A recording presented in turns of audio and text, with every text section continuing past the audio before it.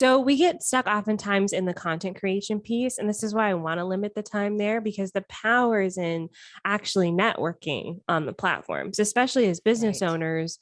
Hey, everyone, welcome to another episode of Win the Hour, Win the Day. And I am your host, Chris Ward, and I am pumped to have Andrea Jones in the house today. Andrea, welcome to the show. Oh, thank you so much for having me. This is going to be fun. It is. Okay, if you guys are not familiar with Andrea, you just got to go online and she'll just go to any of the socials and you'll really start to get a feel for her excellence. You may have also heard her on her acclaimed podcast, the Savvy Social podcast. And her online, Drea, is all about social media. And she's actually won awards, even like most recently last year, top digital marketing agency. So there is a lot happening here. Okay, Andrea, let's talk social media. Now, for a lot of people, that just makes it go, oh, something I have to do. And it can cause a lot of overwhelm. And I have followed you for quite some time, and you do it with such grace and ease. And so you're going to share some of your secret tools or ninja tricks so that we don't dread it like some of us do on any given day. Tell me, where do we start? Yeah, I think the challenge with social media is that it's one of the few things in our business where personal and professional kind of commingle. So we've got things like Facebook. So if we're in Facebook groups, that may be professional, but we also see like our aunts travel vacation photos. And so Yeah. it's all commingled. And so where I recommend business owners start is really drawing a line between that professional use and personal use. That's where the overwhelm feeling comes in sometimes. So there are certain platforms that I use for professional and certain ones that I use for personal. And I give myself boundaries around them. So I turn off my notifications, even as someone who like this is my profession. I don't want to accidentally see something when I'm supposed to be relaxing or on my time off. I still Yeah. check it obsessively because I love it, but I don't want to get drawn back in. So no notifications. And then I kind of monitor my time spent on social media. So I use time tracking in all elements of my business, but that also includes social media so that I don't get dragged away, especially lately. That's been quote unquote research on TikTok. Oh my gosh, I just am in the abyss. And so I have to give myself those time parameters so that I don't get dragged away by it. So that's really where I recommend starting as business owners is like figuring out what works for you, how much time you want to spend, how much you want to give to these platforms, and then working backwards from there. Pay attention. If you're driving, you might want to pull over and start taking notes because what I would say to you is, though that's a lot that you put into a short little snippet, but those are some powerful tools. And I will sidebar information for a minute. I haven't been in TikTok for quite some time because that will own your life. And you know what? And suddenly you're watching something that I don't even have any interest in this. And this is funny, right? And it's really, that's a whole world on its own. And I don't usually I go into social media going, it's very easy to get distracted. Like, oh, I should be doing more of that. Or they do a better job of this, or this could be my next post. And I'm thinking from a business perspective, TikTok, you just go, I'm sorry, the sunset, what happened? Oh, shoot. I was supposed to have dinner, right? So you really got to control TikTok. So anyhow, they really do some good stuff there on TikTok. All right. So for a lot of entrepreneurs, we're all passionate here at Win the Hour, Win the Day about your business supports your life, not consuming it. So we buy into having boundaries and all that type of stuff. But social media can feel like the beast you constantly have to feed, right? And you're doing it because you should. And that's it. It's not going away. We all know that now. So give us some ideas of how this could not be, something that is just always on our back. Yeah.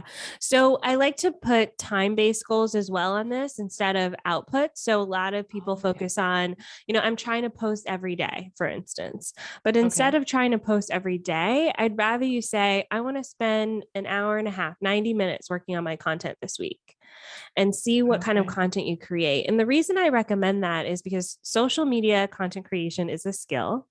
And Hmm. as professionals, as business owners, we want it to look great, which is fair. But then we end up overspending time in that category and we feel frustrated by the results because maybe we spent 5, 6 hours creating a week's worth of posts And that cut into our time that we could have been doing other things in our business. So yes, you'll produce fewer posts. A lot of my students start off at 1 post a week and they move up from there. So most of them are at 3 or 5 posts a week, and that's a comfortable spot for them. The other piece to this is being okay with not posting. I was on a coaching call yesterday, and the person I was coaching said she noticed certain times of the year, she just didn't have energy for social media. She was like, "What do I do?" I said, "Don't post." She was like, "What?" I cannot post on social media. Yeah. If you're feeling that drained and that dragged by social media, I'd rather you go, you know what, I'm going to take 2 to 4 weeks and come back to this versus beating yourself up every day for those 2 to 4 weeks and having the mental drain of, oh man, I should have posted something today and I didn't. So I'd rather you take that break. You can take breaks different ways too. You know, I'm planning my maternity leave right now. We're reusing a lot of content. I've got 8 years of content. We're going through the back catalog and repurposing. So there's ways that you can kind of have a stopgap during those times where you do need a break, leveraging your team as well. My team is in my inbox and they help repurpose the content. So there's things you can do to alleviate that stressful feeling, but know that you don't have to produce content every day and you don't have to have it 100% perfect day one that you open a social media account. Yeah, you bring up some really powerful points. And the first one, I would call myself a recovering rushaholic, and always like, go, go, go, get this done. And what I've learned over every year, I think I got it. And then I realized, oh, I thought I got it last year. Now I really get it. And something I've just recently come to grasp with social media is, people sometimes when they work with me, they're like, oh, they might think, oh, you're organized, you get stuff done. It's like being organized can actually be a disadvantage because sometimes you just reorganize stuff, right? And I'll come up with systems like, oh, okay, so I'll do something personable on Monday and I'll do a quote on Wednesday or do something about my team or whatever on Friday, right? And then I follow into this formula for the purpose of what, right? Like then I just say, okay, the formula's been made and I got to produce 3 or 5 pieces of content, boom, boom. And done doesn't mean that it's done well. I mean, maybe there's no grammar mistakes or something, but there's nothing really meaningful. Like I've noticed lately, I'm getting a little bit more deeper with them. Like, oh, that was a really good post I did today, because I didn't say, I got to sit down and have 20 for the next 4 weeks so we can recycle them for 3 weeks. Like you're right. I'm looking at output, which who cares? Like that's a whole thing in itself. If you learn nothing else, that is something I'm really and I didn't articulate it or have the parameters you just gave us, but I was noticing that I was giving output for the sake of I can check it off as done, but it wasn't doing anything. Yeah. Yeah. And I think we fall into that trap as business owners because it is an item to check off the Asana task list. It is something that we have to do. But the best content we've seen over the years is the content that really comes from the place of understanding. It's not just, I got to write a question of the day today, or I've got to share a tip or some sort of fun fact. That is fluff content. We really want to connect with our audience and then also drive them into conversion. And so that thought process sometimes takes longer initially, but it is like building a muscle. It's like building a skill, and you'll start to learn the things that work really well. I like to think of this as well as like the, how with commercial jingles, like we know like the Folgers commercial, or we know like the lawyer's phone number for some reason, the local lawyer's phone number. It's because they repeat it over and over. So you'll learn with your marketing messages which ones resonate the most with your audience, and you'll start to naturally repeat them. The stories behind them may change, the examples may change, but that's where you start to get faster at creating content, is because you're actually so embedded into the language that your audience connects with. You're able to produce more content faster and more quickly. Yeah. The 2 things I wrote down when you're talking, I think are very powerful, is connecting to conversion versus just showing up to talk. And that's where sometimes I fall into the game of not realizing that I'm presenting instead of talking to somebody. Right. So I think that is really eye-opening for me. It's like, okay, slow down, make these, a much more deeper connection, and stop just not under the umbrella of producing. Yeah, exactly. Okay, that was there. Oh, I barely have time to talk to you. I got to go do more I got to do different content now. Okay, I'll stay here for a few more minutes. Okay, give us some. You're coming at this from a very refreshing and higher level than we usually get to talk about, right? It's all about do this on this platform, this on that platform. So, give us some other things that you think we're missing the boat on as far as the bigger picture goes, and why we get stuck there. Yeah. So we get stuck oftentimes in the content creation piece. And this is why I want to limit the time there, because the power is in actually networking on the platforms, especially as business Right. owners. We want to build up collaboration partners. We want to connect with our potential clients and customers. We want to spend time on the platform. So the like carving out that time to create content is great, but I also want you to carve out time to connect. And most of my students are at about 15-20 minutes a day. And that is per platform. I do recommend just sticking with one, Mm. especially to start. But, imagine the power in spending 15-20 minutes finding 2 or 3 people that you can have an actual conversation with. The impact that you can have on your business over time is so much larger than posting and hoping someone sees it or hoping someone shares it. And Mm. so building that connection piece is also very valuable. Yeah. And I think something that I've just been enlightened with on another show too, that we were talking about this is again, recovering rishaholic. There are a lot of things I do with great intent and purpose and like, okay, I'm getting this done. But like I keep saying, social media, we're always, okay, you've got to play the game, whether you want to or not. You may have noticed too, even on your posts, I'd be scrolling and I'd like something like you did. And then I would throw a couple of emojis up to, because I didn't want to just I wanted to make a comment. But even though I read your stuff, I didn't take the time to write out so you could see that I read it and really have a conversation with it, which I don't know why I was doing this, because I've said on another show too, you could tell my sister that, I don't know, the car blew up and she'd send you a cat emoji. Like there's just no dialogue. That's how and we all in the family don't like that. So I don't know why I thought this was a plan for engagement. Right. Right. And so I really saw a difference now that I stop and make a meaningful comment so they understand that I did read it, not just get brownie points that I'm trying to up your engagement, right? And again, it's like that is something we can control, for lack of a better word.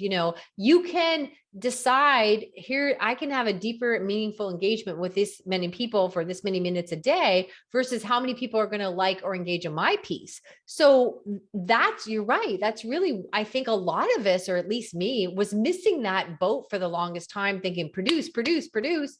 But I've got more options and freedom and control over me engaging at others. Yeah. And it's, you give what you get. So I think part of it Mm, is, think about what kind of engagement you would want on your posts and right, give that to other people as well. So yeah, right. it takes a little bit of extra time, but I think that time is worth it in the end when you build up these partnerships with the very people who are going to send you business, the very people who are going to support you in your business journey. So it is tough, I think, for a lot of people to carve out that time, but honestly, I much prefer networking on social media versus going to in person. I'm very Oh, introverted, so I'd rather have like my conversations and then like have my quiet time, my quiet space at home. I'm it took me a lot of years to understand that there are a lot of elements to me that are introverted, because I recharge on my own. I like quiet time. I like alone time, all that stuff. But even if I wasn't all that, what I am is someone that doesn't have time or interest to drive across town and have a chamber breakfast and sit there. Whoever stuck with me, the person I'm assigned to sit with this month, so it is, as much as we push back on social media, hey, a lot of us didn't like the other way either, right? It was Yep. more expensive and time consuming and all that kind of stuff. All right. So that is very powerful. Let's go again. Where are some things we're missing out on as far as seeing the bigger picture? Yeah. So the third thing I'd mention here too is making sure you're analyzing the results. So we Okay. talked about creating content, we talk about building your network, but then you also have to actually take a moment and pause and see what's working for you. I like to spend about 30 minutes a month on this, again, a Oh, time okay. based goal, where we're looking at 3 to 5 metrics that truly have an impact on our business. Because once you start looking into some of the data for Instagram, for instance, or Facebook, there's so many things that they throw throw at you. Just pick the ones that work for you. So, if you're trying to be a speaker, for instance, and build your speaking repertoire, maybe you're looking for reaching more people. You're looking to grow your audience because as you're pitching your talks, they want to see that audience growth. So that's a metric you can measure. Maybe you're looking for more referral partners. So maybe you want to then measure, how many conversations did I have this month with referral partners? Maybe you're looking to build your email list. So then it's looking at those posts that, you actually talk about your email list. How many people click the links on those posts? How much traffic is it driving to my website? So really think about your goal, like your ultimate goal with social media, and just focus in on those metrics. And you'll start to get data. If things aren't working, it's time to switch it up. If things are, start working on more of those posts. And generally speaking, there's a lot of different types of posts you can share, but ultimately you've got to share the post that worked for you. One of my clients was trying to do more of these like question and funny and entertaining posts, and they would just flop for her, even though they work for everyone else. All her audience wants is a meat and potatoes. Give us, we want to sign up for your freebie. We want to learn a lesson. We don't want it to be funny or engaging. Just give us the details. And they'll go over to her website. And that's really what was working for her. So we doubled down on that. So when you start looking at the metrics, you want to think about, what's working for you? Is it working towards your ultimate goals? And keep doing those things.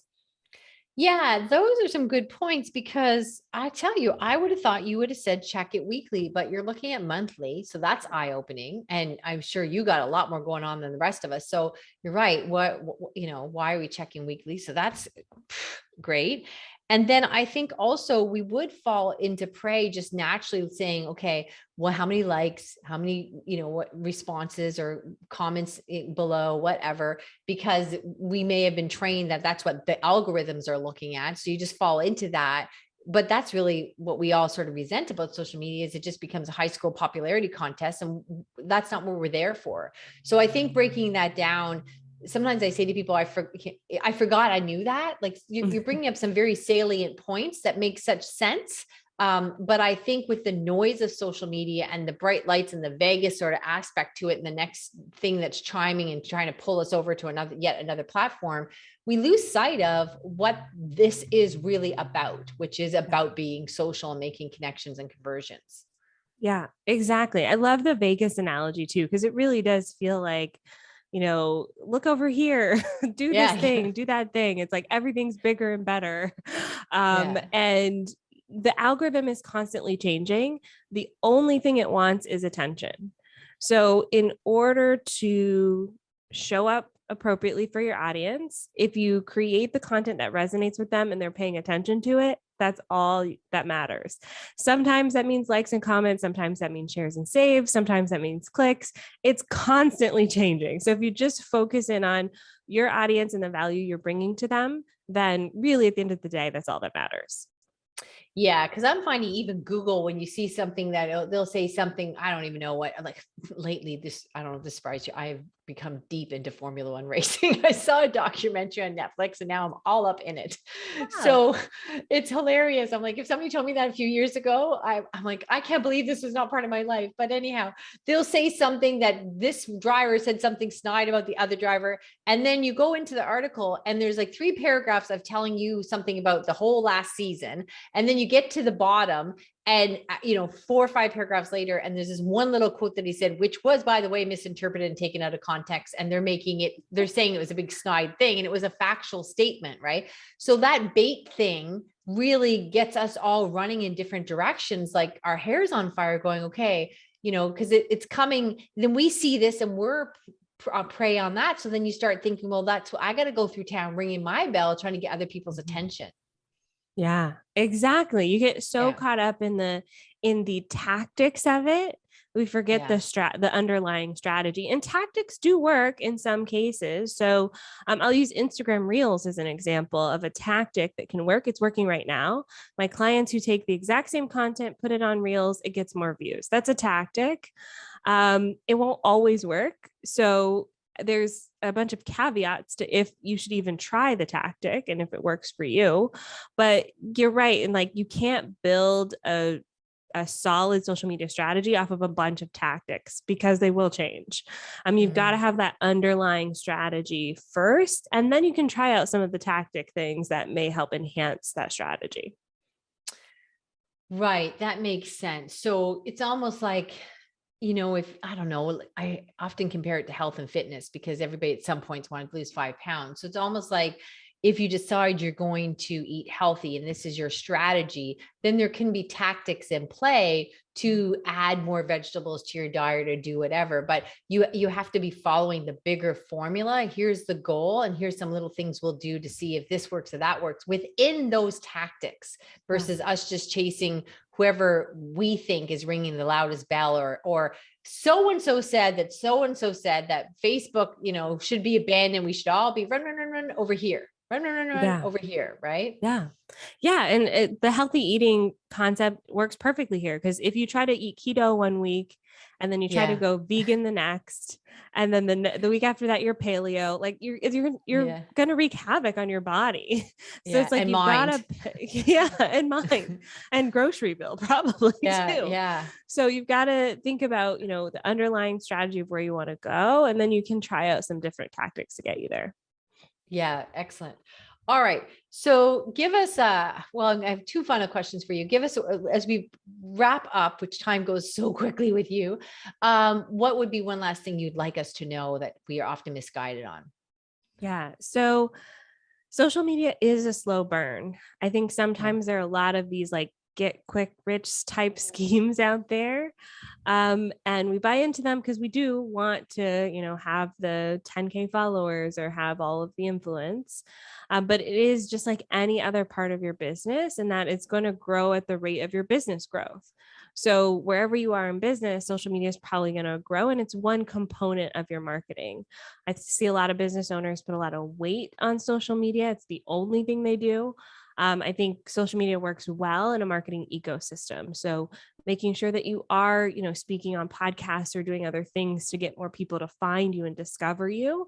And then also make sure on the back end that, those people who are on social media have a way to indicate interest, whether that means signing up for an email list or booking a consult call. They have a next step before giving you money for the thing that you offer. So those are the things that I'd want to leave with the audience today. Yeah, I think that's really important. And I think what happens is, you know, we all see like somebody will tell you, oh, there's this kid on YouTube and they're 12 and they're opening gifts and they got 50 million views or something. And then you think, well, what am I doing wrong? I'm here. And so again, you get confused with what is it you're chasing. So understanding that it's a slow burn. And I also think not even a slow burn, but sometimes it just validates when somebody is referred or has, you know, they go check you out online and they get to sort of see behind the scenes or what they perceive to be the real you. And so I think it just validates other things that you do well.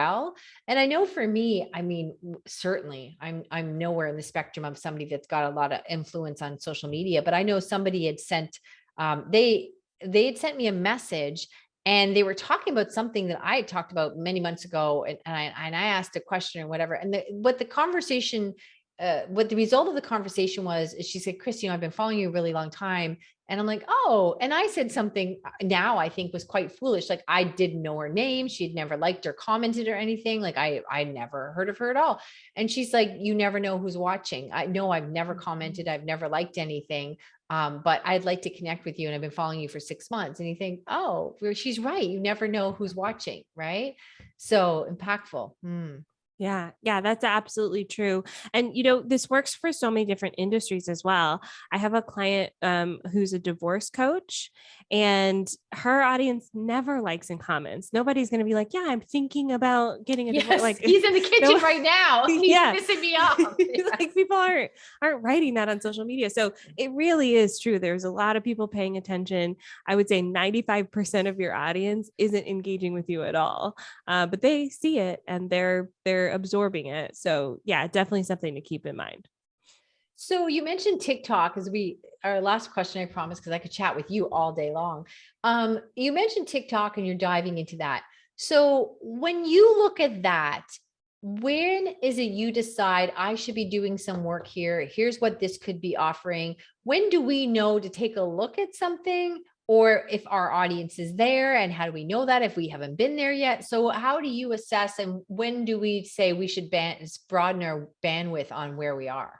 Yeah. So once you have fully established yourself on one platform, it's great to Mm, start looking at some of the others, okay. especially once you get into a really good rhythm, a cadence, and even more, especially if you start getting support. So you have your virtual assistant helping manage the inbox, or you even hire a social media manager or a team to assist you with some of the things that are working well. You can start carving out 20% of your social media time to explore other platforms. As far as TikTok specifically, if you are already doing video, it's a great fit, especially if you're already doing video like Instagram Reels or YouTube Shorts or Pinterest Idea Pins. They're all the same content pieces. Mm, So it's easy to apply that to the new platform. Otherwise, it is a wild, wild west right now. It's a beautiful thing as a marketer to see. Like, I'm enjoying it, but the applying strategies to that platform is very challenging. mm, Um, and we teach this inside of our program, but even the strategies that we teach are unpredictable. They have unpredictable results. mm. Whereas I've been on Instagram for years and years. I can lay out a strategy. I know what results to expect. On TikTok, I'm not sure yet. So Mhm. we're playing around with it. If you ever have a question, follow someone in the marketing space and listen to their podcasts, or, someone you admire, see what they say about these new and upcoming platforms. And then you can always test it out for yourself, get a vibe check. If you like it there, you can spend time there. If not, there will be another platform coming. I can almost promise that. Yeah, yeah. Well, there'll be no shortage of that. I think again, the words of wisdom that I keep hearing really clearly that we so quickly forget is right away. I'm like, okay, well, tell me about TikTok. And you're like, okay, when you've done this well, then transfer what you've done well at a 20% margin to a new platform. Don't just like a dog in a park run and go, ball, squirrel, here we go. Right. Right. So I think that is something that, oh boy, I think this show is, this particular episode is worth listening and re-listening, because it's just so easy to get sucked into the shiny object syndrome. So I think that is extremely powerful. Andrea, oh my gosh, time well spent anytime we get to spend with you. Thank you so much. Please tell people where they can find more of your brilliance. Yeah. So if you're listening to this podcast, you probably want to check out mine. You can find it by searching Savvy Social Podcast. We release episodes every Tuesday, really all about using social media as a tool to grow your business. And then come hang out with me on Instagram. That's my favorite platform. I'm at Online Drea. That's online DREA, or onlinedrea.com. And you can find all of my social handles. Excellent. Everyone else, we'll see you in the next episode. Thank you.